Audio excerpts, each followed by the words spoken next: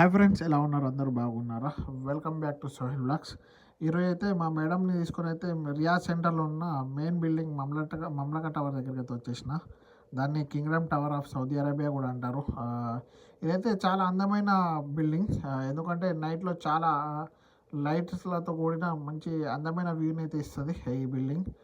చాలా ఎత్తైన బిల్డింగ్. ఈ రియాద్లోనే అత్యంత ఎత్తైన బిల్డింగ్గా చెప్పుకుంటారు దీన్ని.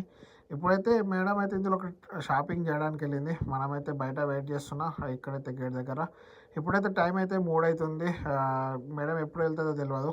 అందుకోసమే కార్ల దగ్గరనే అయితే కూర్చోవాలి.